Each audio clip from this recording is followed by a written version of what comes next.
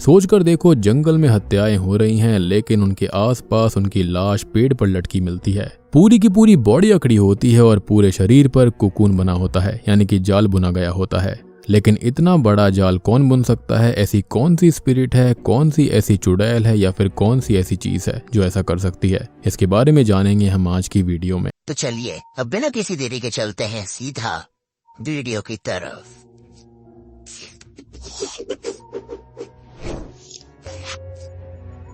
तो एपिसोड 1 शुरू होता है 20 साल पहले। कोयम्बटूर से 50 किलोमीटर दूर एक काफी बड़े जंगल थायनकाडु से, जहाँ पर हम वन में रहने वाले ट्राइबल्स को देख पाते हैं जो कि बहुत खुशी से हंस खेल रहे थे, साथ ही साथ यहाँ पर जंगल में अपना जीवन यापन कर रहे थे। आज उनका कोई फेस्टिवल होता है जिसकी तैयारी में सभी लोग यहाँ पर आए हुए हैं और बहुत ज्यादा खुश हैं। शाम होते ही सभी तैयार होकर नाच गाने के साथ जुलूस निकालकर उत्साह के साथ जंगल से होते हुए अपनी वन देवी की पूजा करने के लिए एक केव के अंदर जाते हैं, जहाँ पर उनकी देवी की पूजा की जगह है और उनकी देवी का नाम राची है।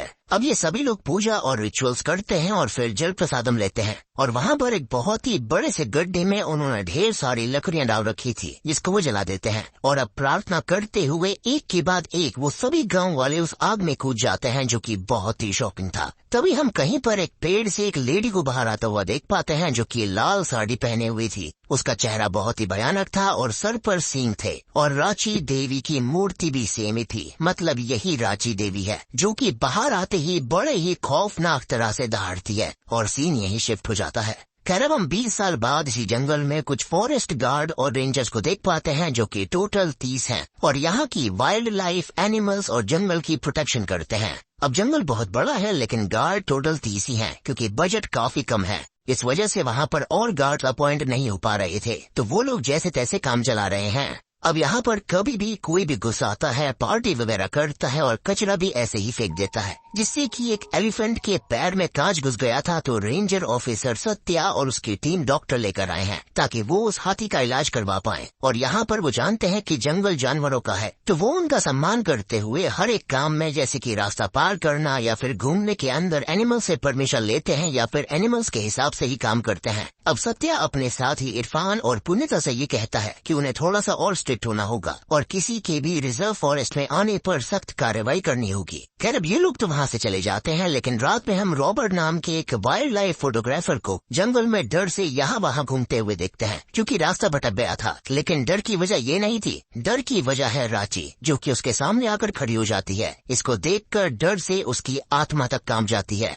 और सीन यहीं शिफ्ट हो जाता है। अब अरुण, सत्या और उसकी टीम पेट्रोलिंग कर रहे होते हैं कि तभी उन्हें पेड़ के ऊपर लटकी हुई मकड़ी के जाले में कैद एकदम कोकून की तरह बनी हुई रॉबर्ट की लाश मिलती है, जिसको देखकर उनके होश उड़ जाते हैं क्योंकि इससे पहले उन्होंने ऐसी खतरनाक चीज नहीं देखी थी। अब कुछ दिन बाद हम अयनार नाम के एक पुलिस इंस्पेक्टर को देखते हैं जिसकी दादी अभी अभी एक्सपायर हुई है और उसने लव मैरिज करी है, तो सबका मन है कि वो लड़की ही ठीक नहीं है और उसके पेरेंट्स भी उस लड़की को वापस घर लाने से मना कर देते हैं, जिससे वो टेंशन में ऑलरेडी आ जाता है। साथ ही साथ उसको ये लगा था कि ये जो रॉबर्ट वाला केस है, यानी कि थायनकाडु वाला केस, उसकी इन्वेस्टिगेशन उसे मिलेगी, वो प्रमोट हो जाएगा। लेकिन अब चेन्नई से कोई दूसरा ऑफिसर इस केस की इन्वेस्टिगेशन करने आ रहा था, जिससे कि उसका मूड और ज्यादा खराब और चिड़चिड़ा हो जाता है। अब वो और उसकी पार्टनर चित्रा क्राइम सीन पर जाते हैं, जहाँ पर उसे इन्वेस्टिगेशन ऑफिसर इंस्पेक्टर ऋषि मिलता है, जिसके नाम पर इस सीरीज का भी नाम पड़ा है। फिर वो उन दोनों से उनकी इनिशियल ऑब्जर्वेशन बताने के लिए कहता है, जिस पर अयनार बहुत ज्यादा चिढ़ जाता है। तो ऋषि उससे कहता है कि वो अपने तरीके से काम करता है और उसकी मेथड्स उसको अजीब लग सकती हैं, तो उसे दिक्कत है तो वो यहाँ से जा सकता है। लेकिन अयनार यहाँ से नहीं जाता और क्राइम सीन के बारे में बताने लगता है। वो कहता है कि जब वो यहाँ पर आया तो उसने देखा कि रॉबर्ट की बॉडी मकड़ी के जाल में फंसे किसी कीड़े की तरह पेड़ पर लटकी थी और आमतौर पर ये जाल बुनने वाले कीड़े बनाते हैं और कोकून फॉर्म करते हैं, जहाँ पर वो रहते हैं और प्रजनन करते हैं। लेकिन शॉकिंगली वहाँ पर उन्हें कोई भी कीड़ा नहीं मिला, तो सारे कीड़े कोकून बनाकर चले क्यों गए? और रॉबर्ट की बॉडी देखकर पता चला कि वो खुद पेड़ पर नहीं चढ़ा था, बल्कि किसी ने उसे वहाँ पर उस पोजीशन में रखा है ताकि सब उसकी डेड बॉडी को देख पाए, मतलब कि ये एक मर्डर है। खैर अब चित्रा ये बताती है कि रॉबर्ट का बैग पास में ही पड़ा हुआ था, इसके अंदर कैश और एक्सपेंसिव सामान सेफ है, मतलब कि उसे चोरी के इरादे से नहीं मारा गया। और यहाँ पर सभी जगह पीले कनेर के फूल पड़े हुए हैं, लेकिन 3 किलोमीटर तक उनका कोई पौधा नहीं है, जो कि काफी अजीब बात है। और एक खास बात यह है कि जो पीले कनेर के फूल होते हैं वो जहरीले होते हैं, जिनसे दिल का दौरा पड़ सकता है, और उसके हिसाब से यही मौत का कारण है। खैर अब ऋषि रॉबर्ट का कॉटेज देखने जाता है और सत्या से कुछ पूछताछ करता है, जो कि बताता है कि रॉबर्ट यहाँ पर पिछले 2 महीनों से रुका हुआ था और वो दिन में जंगल में जा सकते हैं, लेकिन रात में वहाँ पर जाना मना था। और अभी सिर्फ 30 ही यहाँ पर गार्ड्स हैं, तो सब जगह नजर भी नहीं रख सकते। इस पर ऋषि कहता है कि वो सभी फॉरेस्ट गार्ड से बात करना चाहेगा, किसी ने तो रॉबर्ट को देखा होगा। और इसी बीच वो अपनी टीम को आगे के इंस्ट्रक्शंस देता है, जहाँ पर अय्यनार बहुत ज्यादा चिढ़ जाता है। अब वो अपनी टीम के साथ उन लोगों से पूछताछ करता है जो कि कभी रॉबर्ट से मिले होंगे, तो उसे पता चलता है कि अब्दुल्लाम का वेटर उससे उस दिन मिला था, और यहाँ भी अय्यनार और चित्रा ही भाग दौड़ में लगे हुए थे। वो पीछे ही था, जिससे अय्यनार और चिढ़ जाता है। अब अब्दुल भागता है, जिसे वो लोग पकड़ते हैं और सख्ती से पूछताछ करते हैं, जो कि पहले तो झूठ बोलता है, लेकिन बाद में ये बताता है कि रॉबर्ट रात में जंगल गया था एक उल्लू की फोटो क्लिक करने, और वो भी उसके साथ गया था, जिन्हें अचानक से एक अजीब सी आवाज आई या फिर एक गर्जन सुनाई दी, जो ना ही किसी जानवर की थी, ना ही चिड़िया की, ना ही किसी इंसान की, जिससे वो थोड़ा सा डर गए थे। लेकिन रॉबर्ट उस आवाज की ओर जाने लगता है तो उसको वनराची दिखाई देती है, यानी कि वनराची स्पिरिट ऑफ फॉरेस्ट, जो कि एक पेड़ पर चढ़ी हुई थी और उन्हें गुस्से से देख रही थी, जिससे डरकर वो भागने लगा और रॉबर्ट पीछे ही रह गया था। अब इसी बीच हम 2 फॉरेस्ट गार्ड सेल्वी और कैथी को देख पाते हैं, जो कि पेट्रोलिंग पर निकली थी, और सेल्वी को अचानक से पीरियड हो गए थे, तो वो चेंज करने जाती है और थोड़ा रुककर वो लोग आगे जाते हैं। तो रास्ते में भालू वाले ट्रैप्स लगे हुए थे, जिसमें सेल्वी का पैर फंस जाता है, जिसके लिए कैथी हेल्प कॉल करती है और उसे निकालने के लिए कुछ ढूंढने लगती है। और अब यहाँ पर सेल्वी के सामने अचानक से वनराची आ जाती है, जिसे देखकर वो डर से चिल्लाने लगती है, और कैथी उसकी आवाज सुनकर उसके पास आने लगती है, लेकिन फिसल कर गिर पड़ती है। और वहीं वनराची धीरे धीरे सेल्वी के पास आती जा रही थी, जिसके साथ एपिसोड 1 यहीं पर खत्म हो जाता है।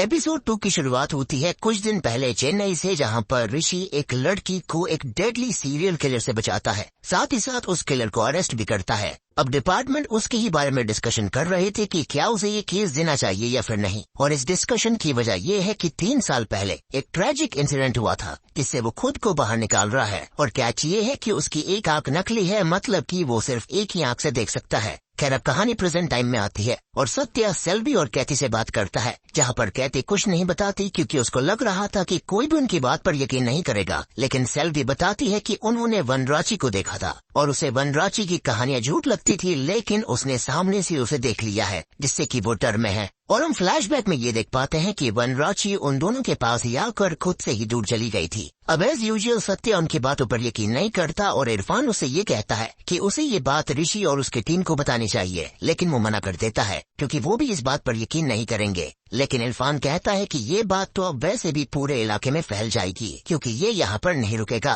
खैर तभी हम ऋषि और उसकी टीम को अस्पताल में देखते हैं और फॉरेंसिक एक्सपर्ट उनको ये बताती है कि रॉबर्ट पूरी तरह से हेल्दी आदमी था, इसे कोई भी बीमारी नहीं थी और उसकी बॉडी अकड़ी हुई मिली थी। तो जैसा चित्रा ने बताया कि उसके आसपास पीले कनेर के फूल मिले थे, लेकिन शॉकिंगली उसके खून में कोई भी पॉइजन नहीं है, एक ट्रेस तक नहीं है। साथ ही साथ जंगल में कई तरह के टॉक्सिक स्नेक्स, इंसेक्ट और स्नेल मिलते हैं, जिनके वेनम को कैलियोटॉक्सिन कहते हैं, जिनसे कि नर्व सिस्टम डेड हो जाता है, लेकिन वो भी उसके खून में मौजूद नहीं थे। साथ ही साथ ऊपर बना हुआ जो कुकून है वो पूरी तरह से ऑर्गेनिक है, मतलब उसे किसी आदमी ने बनाकर उसमें बॉडी को नहीं रखा है, वो पूरा नेचुरल था। अब रिकन्फर्म करने के लिए रॉबर्ट की बॉडी को दिल्ली भी भेजा गया था, जहां पर उसकी ऑटोप्सी हुई और रिपोर्ट बिल्कुल सेम आई थी। अब ऋषि यहाँ पर अय्यनार और चित्रा से कहता है कि वो लोग सेम ऐसे ही हादसे की पड़ताल करें जो कि पहले भी हुआ हो, क्योंकि उसे ये सीरियल किलिंग वाला एंगल लग रहा है, जिसके अंदर ऐसा पहले भी हुआ होगा, या फिर ये केस पहला है और आगे भी ऐसी किलिंग्स होंगी, क्योंकि एक खून करने के लिए कोई भी इतनी मेहनत या फिर तामझाम क्यों ही करेगा। अब ये तीनों ही डीएफओ से मिलने जाते हैं और सत्या उनकी मीटिंग अरेंज करवाता है, और बातों ही बातों में बोलता है कि उसे यहाँ पर 4 साल हो चुके हैं और वो अब एक रेंजर ऑफिसर है, और यहाँ पर इरफान को भी 30 साल हो चुके हैं जो कि फॉरेस्टर है। इसके बाद वो डीएफओ से फाइनली मिलते हैं, जिन्होंने ऋषि के कहे अनुसार पहले ही चीजें चेक कर ली थी। तो असल में 5 साल पहले बाला नाम का एक ट्रक ड्राइवर था जो कि यहाँ से गुजर रहा था, जिसका ट्रक पेड़ से टकरा जाता है और वो विंडशील्ड को तोड़कर आगे वाले पेड़ से टकराता है और टहनियां उसके आर पार निकल जाती हैं, जिसकी मौत इंजरी से हुई थी। तो किसी ने उसके अंदर मर्डर का एंगल नहीं देखा। इवन उसकी बॉडी भी कुकून में ही मिली थी, और ऐसा कुकून इंसेक्ट्स अपने शिकार के लिए बनाते हैं, लेकिन इंसान पर वो कुकून पहली बार देखे गए थे, और एक रात में ऐसा कुकून बना पाना बहुत ही मुश्किल है। और ये काफी अजीब बात थी। यानी कि चलो छोटे छोटे इंसेक्ट्स को फंसाने के लिए ऐसा किया जाए तो अलग बात है, बहुत ही छोटा सा बनता है, लेकिन एक इंसानी कुकून बनाना बहुत बड़ी बात थी, वो भी बिल्कुल ऑर्गेनिक। अब हम सेल्वी को देखते हैं जो कि डर के मारे अपने घर चली जाती है और कैटी को भी चलने की सलाह देती है, लेकिन वो मना कर देती है क्योंकि वो शुरुआत से ऑर्फन है तो किसी को परेशान नहीं करना चाहती।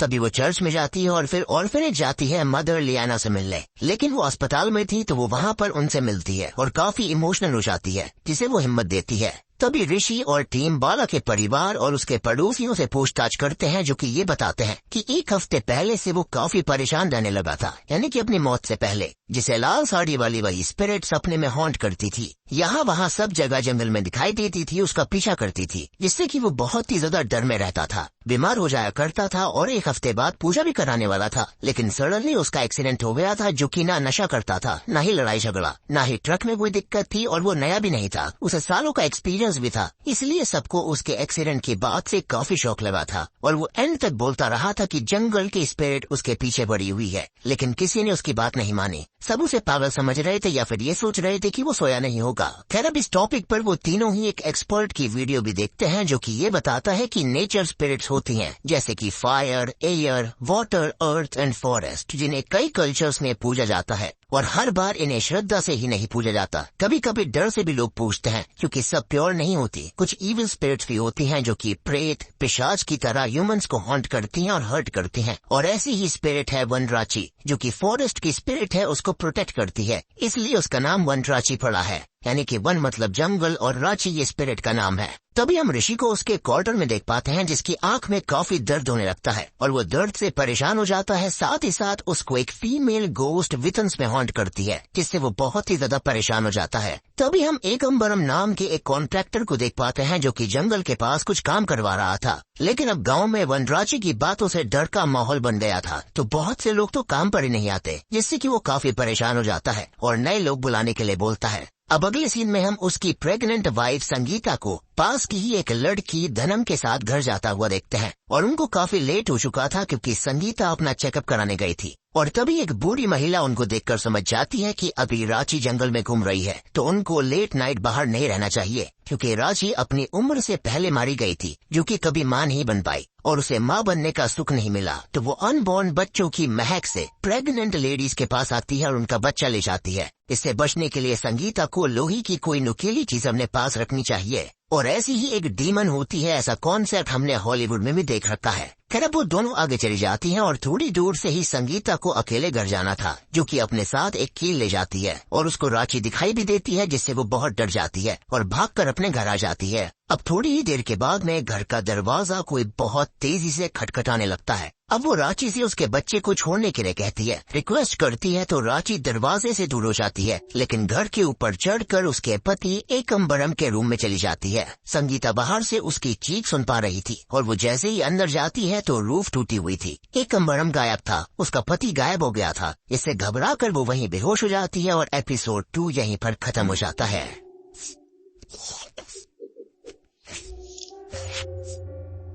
एपिसोड 3 की शुरुआत एकम्बरम के साथ ही होती है जो कि जंगलों में एक पेड़ के किनारे बैठा हुआ था और उसकी बॉडी अकड़ी हुई थी, लेकिन अब उसके सामने वनराची आती है जिसके करीब आते आते उसकी आत्मा कांप जाती है और अब वो उस पर हमला कर देती है। तभी हम ऋषि और उसकी टीम को देखते हैं जो कि संगीता के घर इन्वेस्टिगेशन करने आए थे और अभी संगीता हॉस्पिटल में एडमिट थी। इसकी हालत काफी क्रिटिकल थी तो वो बयान नहीं दे सकती थी, लेकिन हॉस्पिटल जाते जाते वो यही बोल रही थी कि वनराची उसके बच्चे को लेने आई थी लेकिन पति को लेकर चली गई। अब देखो, ऋषि ऑब्वियसली इन सब बातों पर नहीं मानता था और वो अपनी एक थ्योरी रखता है कि ये कोई किडनैपिंग है जिसके अंदर संगीता का पीछा बस ध्यान भटकाने के लिए होगा और किडनैपर्स पहले से ही घर के अंदर बैठे होंगे। क्योंकि कुछ ही सेकंड में छत तोड़कर आना और वहां से एकम्बरम को ले जाना बहुत मुश्किल है। खैर तभी वो स्निफर डॉग की हेल्प से जंगल में सर्चिंग करते हैं तो डॉग्स एक जगह आकर रुक जाते हैं और अनकंफर्टेबल होकर भौंकने लगते हैं। और तभी सडनली रांची की दहाड़ को सुनते हैं, जिससे कि वो दोनों ही डॉग्स बहुत ज्यादा डर जाते हैं। यहाँ पर क्या हो रहा था किसी को समझ में नहीं आता, लेकिन सभी लोग अलर्ट हो गए थे क्योंकि ये सिचुएशन बहुत ही ज्यादा क्रिटिकल थी।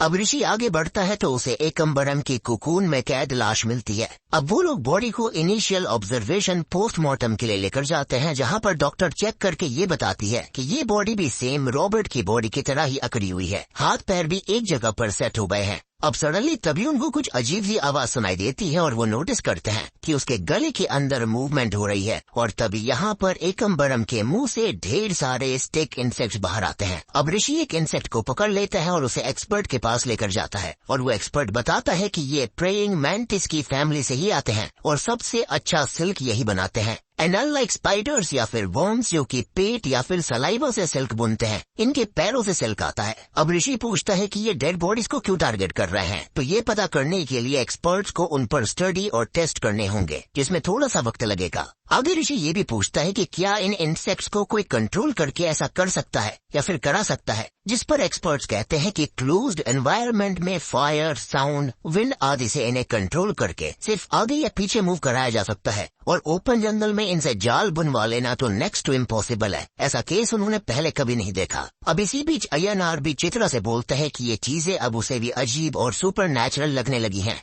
खैर अब ये तीनों ही डीएसपी से मिलने जाते हैं और ऋषि ये कहता है कि उसके हिसाब से ये एक नहीं बल्कि एक से ज्यादा लोगों का काम है और तीनों खून सेम ही टीम ने किए हैं, क्योंकि बॉडी की कंडीशन, उनकी हालत और आसपास पड़े कनेर के फूल सेम हैं। और ये लोग काफी ज्यादा इंटेलिजेंट भी हैं, जो वही दिखाते हैं जो वो दिखाना चाहते हैं और वो बॉडीज को सामने छोड़ते हैं ताकि उन्हें देखा जाए। वो आगे कहता है कि उनका ही कोई आदमी रांची का भेष बनाकर घूमता होगा ताकि लोग डर जाएं इस पुरानी कथा से और उनका प्लान फेल ना हो जाए, और शायद वो कुछ बताना चाहते हैं, कुछ दिखाना चाहते हैं सबको। खैर तभी हम एक और कैरेक्टर को देख पाते हैं जिसका नाम मंगई है, जो कि एक लेडी है जो कि अपनी शॉप चलाती है और रांची डॉल्स भी बनाकर बेचती है। तभी जया नाम की एक बच्ची को वो डॉल बहुत पसंद आ जाती है, जो कि मंगई उसको देने लगती है, लेकिन जया की माँ उसे वहाँ से ले जाती है और डॉल नहीं लेने देती। अब वो घर तो आ जाती है, लेकिन जया काफी अजीब बिहेव करने लगी थी। कभी काफी देर तक दूर जंगल को देखती रहती तो कभी सडनली गायब हो जाती, लेकिन किसी से बात नहीं कर रही थी और उसकी माँ इस पर ध्यान भी नहीं देती।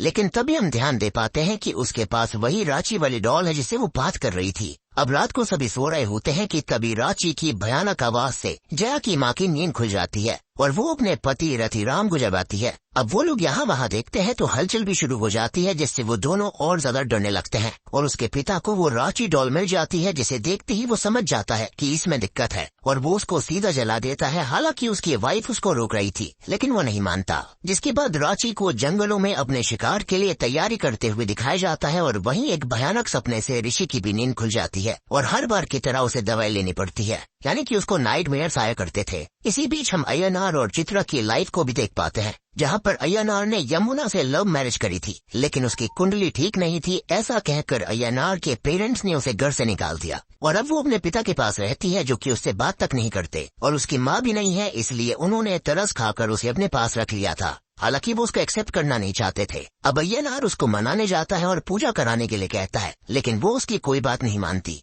अब यहाँ चित्रा के घर वाले उसकी शादी कराना चाहते हैं और लड़का देख चुके हैं जिसको चित्रा भी पसंद करती है, लेकिन फिलहाल वो शादी नहीं करना चाहती। और चित्रा और अय्यनार इसलिए ही अच्छे दोस्त हैं क्योंकि वो एक दूसरे को समझते हैं और समझाते भी हैं। तभी हम ऋषि को देखते हैं जो कि अपने अतीत के बारे में ही सोच रहा था और हम उसका फ्लैशबैक देख पाते हैं जब वो अपनी गर्लफ्रेंड विजी के साथ रहता था और उसे किसी असाइनमेंट पर जाना था, तो वो उससे यही बात करता है कि अगर उसे कुछ हो जाए तो वो मूव ऑन कर ले, शादी कर ले, लेकिन वो साफ मना कर देती है क्योंकि वो उससे बहुत ही ज्यादा प्यार करती है। और अब वो बोलती है कि अगर वो मर गई तो क्या होगा, और मजाक में वो ऐसा कहती है कि वो उसको भूत बनकर डराएगी। लेकिन प्रेजेंट टाइम में जो फीमेल गोस्ट उसे हॉन्ट करती है वो कोई और नहीं बल्कि वो विजी ही है, यानी कि उसकी स्पिरिट है। इसको देखते ही समझ में आ रहा था कि उसका अंजाम जो भी रहा होगा वो बहुत ही भयानक होगा। जिसके साथ एपिसोड 3 भी यहीं पर खत्म हो जाता है।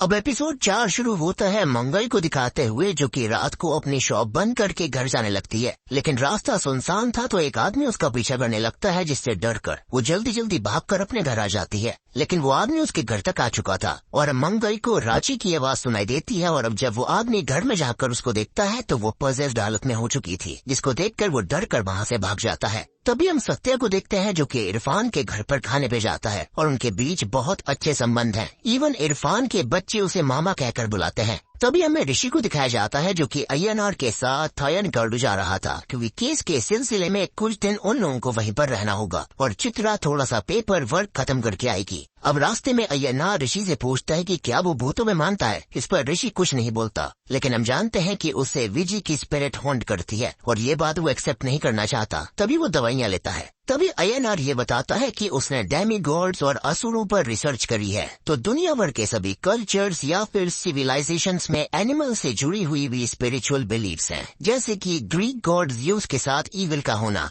इजिप्ट टूम्स में कैट का होना, जापानीज में स्नेक्स और फॉक्स, और इंडियन गॉड के साथ भी कोई न कोई एनिमल एसोसिएट होता है। वैसे ही रांची के साथ होते हैं वेब स्पिनर इंसेक्ट, और जब रांची किसी को मारती है तो वो वेब स्पिनर उसके ऊपर कुकून बना देते हैं, जो कि फाइनल एक्ट या फिर कर्म कांड जैसा ही है। खैर अब ये सारी बातें सुनकर ऋषि उसके ऊपर भड़क जाता है और कहता है कि ये सब वो केस में फाइल नहीं कर सकते, नहीं लिख सकते, और हर एक मिस्ट्री के पीछे कोई न कोई लॉजिकल, साइंटिफिक और रैशनल एक्सप्लेनेशन जरूर होता है। इस तक उन्हें पहुंचना पड़ता है, तो वो उस पर ध्यान दे। अब वो दोनों ही जंगल के गेस्ट हाउस में पहुंच जाते हैं, जहां पर उन्हें सत्या गेस्ट हाउस में रहने के लिए अरेंजमेंट्स करवाता है और जंगल में उसे किसी की असिस्टेंस भी चाहिए होगी, तो वो कैथी को ही उसका असिस्टेंट बनाता है, जो कि यहीं पर रहकर उसे जंगल विजिट और दूसरी चीजों में हेल्प करेगी। इसी बीच ऋषि सत्या से सैलरी के बारे में पूछता है कि उसे रांची दिखाई दी थी, तो ये बात सत्या ने उसे पहले क्यों नहीं बताई। इस पर वो कहता है कि सबको ही रांची दिखाई दे रही है और उसे यकीन नहीं होता। अब रात को हम अय्यनार को देखते हैं जो कि यमुना को कॉल करता है उसे मनाने के लिए, और काफी इमोशनल हो जाता है, और वहीं यमुना भी उससे अलग होकर बहुत ही ज्यादा दुखी थी और वो रोज रो रही थी। वहीं हम चित्रा को भी देख पाते हैं जो कि असल में एक लड़की को पसंद करती है, जिसका उसे कॉल आता है और वो 2 दिन के लिए कोयम्बटूर आ रही थी, तो उसके घर पर रुकने का पूछती है। इस पर ऑब्वियसली चित्रा मान जाती है क्योंकि वो तो उसको चाहती थी। अब अगले दिन ऋषि और अय्यनार विजिट पर निकलते हैं, जहाँ ऋषि कहता है कि वो किलर्स अब कहीं भी किसी को भी मार सकते हैं और उन्होंने एकम्बरम को जंगल में रखा क्योंकि वो दिखाना चाहते होंगे इसका कनेक्शन भी इसी जंगल से है। तभी कैथी उन लोगों को एकम्बरम की कंस्ट्रक्शन कंपनी ले जाने लगती है और ऋषि उससे बात करते हुए पूछता है कि उसने भी सेल्वी के साथ रांची को देखा था, लेकिन वो कहती है कि वो कोई जानवर रहा होगा, यानी कि वो इस बात पर कुछ नहीं कहती। अब वो लोग एकम्बरम के ऑफिस पहुंच जाते हैं, जहां पर ऋषि को उसका सीक्रेट ड्रॉर मिलता है जिसमें उसका एक दूसरा फोन भी छुपा हुआ था। अब वो लोग उस सड़क को देखते हैं जिसका काम बंद हो चुका था और ये सड़क जंगल काट कर बनने वाली थी। अब वो लोग थोड़ी और इन्वेस्टिगेशन करते हैं और यहाँ पर एक ब्लैक पैंथर निकलता है, जिससे कैथी ऋषि को छुपा लेती है और वो उसे थोड़ा थोड़ा पसंद करने लगा था। अब तभी माहौल को सेट करने के लिए बारिश होने लगती है, लेकिन तभी वो अपनी नकली आंख साफ करने लगता है, यानी कि यहाँ पर उसके रोमांस के बीच में उसकी नकली आंख आ गई, जिससे कैथी को उसकी एक आंख के बारे में पता चल जाता है। खैर वो लोग अब हॉस्पिटल जाते हैं, जहाँ पर उनको पता चलता है कि संगीता का बच्चा पेट में ही खत्म हो गया था, जिससे कि अब वो गहरे सदमे में है। और हम नोटिस करें तो रांची बच्चा लेने ही आई थी और ले जा चुकी है। तभी ऋषि वापस गेस्ट हाउस आ जाता है, जहाँ पर उसे फिर से पास्ट की बातें याद आती हैं, जहाँ पर उसकी गर्लफ्रेंड विजी से ब्रेकअप हो गया था और वो उसको अवॉइड कर रहा था और वो उससे दूर नहीं हो सकती थी, तो वो उसे मिलने के लिए कहती है और ट्रैफिक में जाकर खुद को खत्म करने की धमकी भी देती है। अब फिर से ऋषि का माइग्रेन उसे परेशान करता है और कैथी वहाँ पर आ जाती है, जो कि उसके लिए खाना लेकर आई थी, और वो उसकी आंख के बारे में पूछती है, तो वो बताता है कि एक मिशन के दौरान गोली उसकी आंख को छूकर निकल गई थी, जिससे कि वो उस आंख से अंधा हो गया था, लेकिन जैसे तैसे उसने अकॉर्डिंगली खुद को ट्रेन किया, यानी कि एक आंख के सहारे। अब वो लोग थोड़ी और बात करते हैं और हम जानते हैं कि वो तो कैथी को पसंद करने लगा था, तो हम अब आगे बढ़ते हैं। खैर तभी हम रतिराम को देख पाते हैं, जो कि अपनी चाय की फैक्ट्री में था, और हम जानते हैं कि चाय खेतों में या फिर जंगलों में ही उगाई जाती है। तभी उसे उसकी बीवी का कॉल आता है, जो कि ये कहती है कि उसने एक पंडित जी से बात करी थी, तो उन्होंने ये बताया कि उसे डॉल जलानी नहीं चाहिए थी और उनको आज ही रिचुअल करना पड़ेगा, तो वो जल्दी से घर आ जाए। और वो घर के लिए निकलता है, लेकिन अब तक रांची उसके पास आ जाती है, और अब आगे क्या होगा ये हम ऑलरेडी जानते हैं। इसके साथ ही एपिसोड 4 भी यहीं पर खत्म हो जाता है।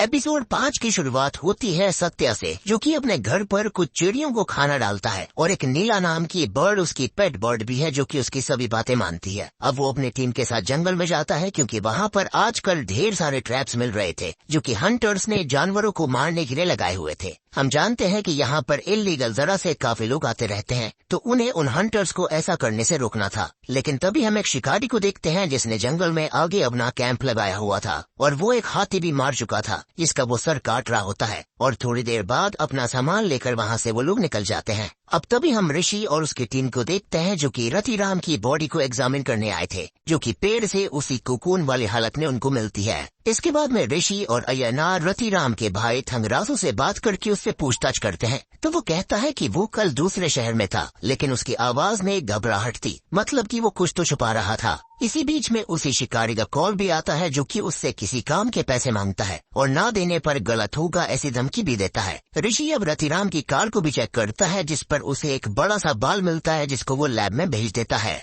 आगे हमें जंगल में कुछ गार्ड्स को दिखाया जाता है जिन्हें कुछ कैमरास टूटे हुए मिले थे, जिन्हें वो सत्या के पास लेकर जाते हैं जहाँ पर सबके मेमोरी कार्ड्स भी टूटे हुए थे और एक ही बिल्कुल सही था। तो वो उसको चेक करने पर लास्ट फुटेज उनको मिल जाती है जिसके अंदर उन्हें पेड़ से नीचे आती हुई रांची दिखाई देती है और तभी वो कैमरा भी खराब हो जाता है। अब यहाँ पर रांची यानी कि स्पिरिट कैमरास को खराब करेगी, उसे कैमरा से क्या परहेज होगा, तो यहाँ पर गड़बड़ तो कुछ न कुछ है। तभी हम ऋषि और उसकी टीम को देखते हैं जो कि रतिराम के घर पर इन्वेस्टिगेशन करने गए थे और यहाँ उन्हें रिचुअल के बारे में तो पता चलता ही है। साथ ही साथ रतिराम को उस रांची डॉल से ये लग रहा था कि जैसे किसी ने उस पर काला जादू किया था, क्योंकि वो इनमें काफी ज्यादा मानता था और इसलिए ही उसने रांची डॉल को जला दिया था। अब ऋषि यहाँ पर उसकी बेटी जय को नोटिस करता है जो कि गार्डन में उसी डॉल को गाड़ रही थी, जो कि ये बताती है कि उसके पापा ने रांची को जला दिया था, जबकि माँ कह रही थी कि ऐसा नहीं करना चाहिए और इसलिए गुस्से में रांची उसके पापा को ले गई और इसलिए वो उसको यहाँ पर गाड़ रही है जिससे कि वो उसकी पूजा करेगी, जिससे कि रांची का गुस्सा शांत हो जाएगा।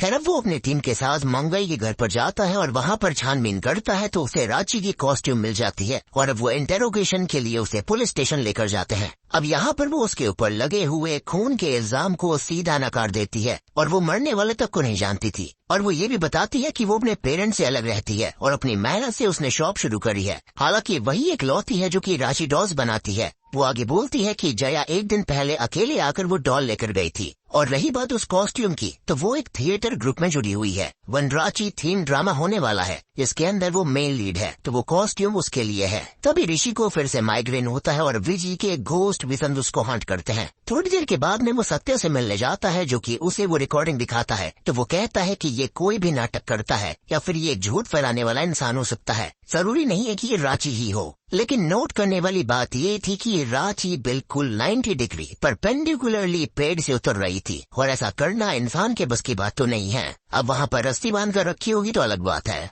अब तभी हम कुछ दिन पहले का फ्लैशबैक देखते हैं जिसमें रॉबर्ट एक सेल्वम नाम के आदमी से कई सारी बकरियां खरीदा करता था और बकरियों को इंजेक्शन भी दिए जाते थे। लेकिन ये कहानी हमारी कहानी से कैसे जुड़ती है तो इसके बारे में थोड़ी देर में मैं आपको समझाऊंगा।